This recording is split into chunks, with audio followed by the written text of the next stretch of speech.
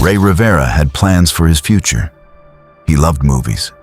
He wanted to write. He wanted to build a life with his wife. And by all appearances, he was moving toward that future. But in May 2006, that future ended in one of the strangest and most debated deaths in modern true crime. His body was found inside the Belvedere Hotel in Baltimore after crashing through a hole in a lower roof.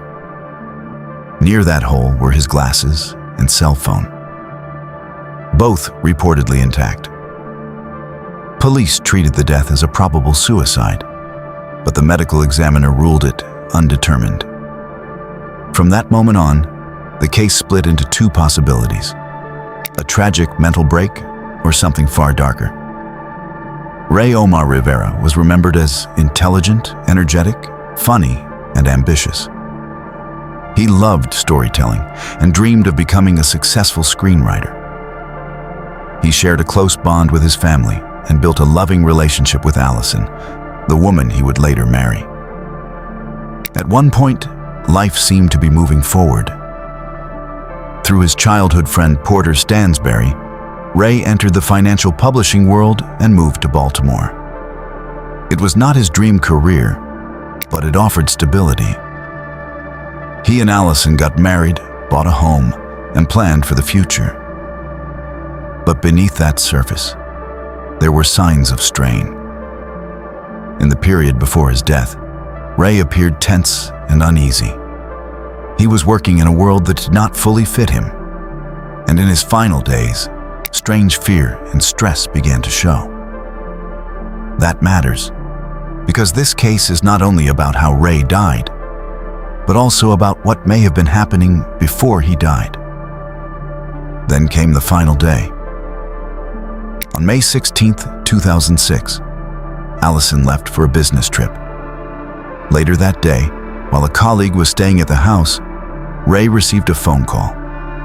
After that call, everything changed. According to the witness, Ray suddenly rushed out in a hurry. He looked alarmed, wore casual clothes and flip-flops, and did not explain where he was going. At one point, he briefly came back, as if he had forgotten something, then left again. His family never saw him alive after that. That final phone call became one of the biggest mysteries in the case. According to the case material, it was later traced to the Fells Point area of Baltimore. Because Ray worked for Porter Stansberry's company, and because that company had faced SEC scrutiny, some suspected Ray may have learned something sensitive. Others believed the call may have triggered panic or a mental break. But the caller was never clearly identified. When Ray did not return home, concern quickly turned into fear. His family knew this was not normal. Calls went unanswered. His bank activity reportedly stopped. A search began, but like many missing person cases, the early response was slow. Days passed. Then his car was found parked near the Belvedere Hotel in Baltimore. At first, that discovery brought no answers. But 2 days later, Ray's body was found inside an unused lower-level room in an extension of the historic Belvedere. Above that room was a hole in the roof, suggesting he had fallen from a great height. What had started as a missing person case had now become a forensic mystery. And it was the physical evidence that made the case so controversial. Police leaned toward the theory that Ray had jumped. But several details raised doubts.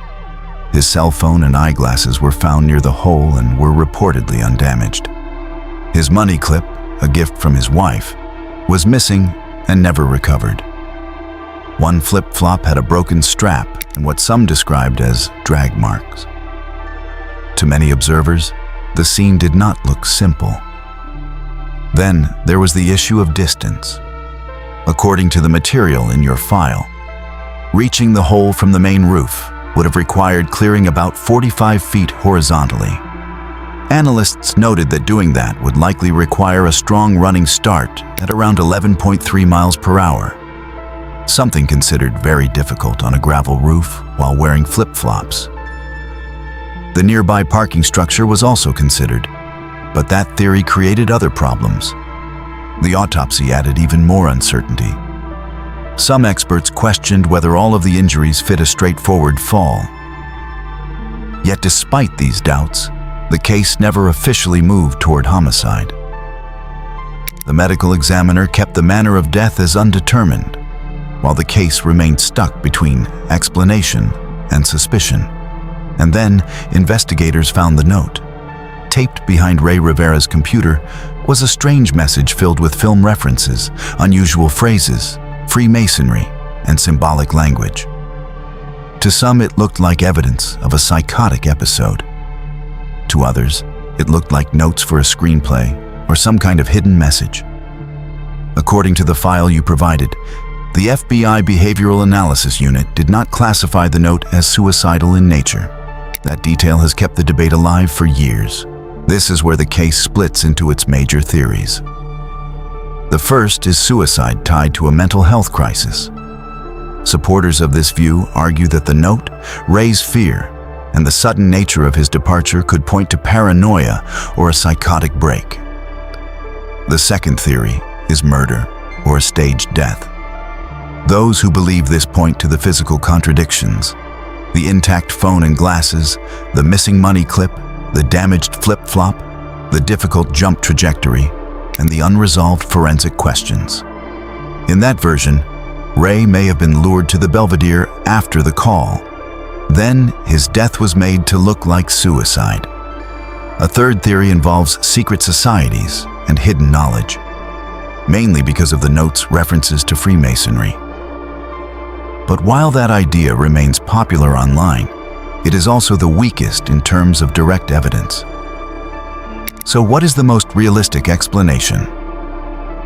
The honest answer is that the case still resists certainty. A mental health crisis may explain the note, the fear, and the sudden departure, but it does not erase every physical inconsistency. Murder may explain the strange evidence and the final call, but it still leaves major questions unanswered. That is why Ray Rivera's death remains so haunting. It is not just unsolved. It is divided between two explanations that both feel incomplete. On one side is a man possibly unraveling in silence. On the other is a man who may have been pulled into something far bigger than anyone around him understood. Ray Rivera wanted to write stories.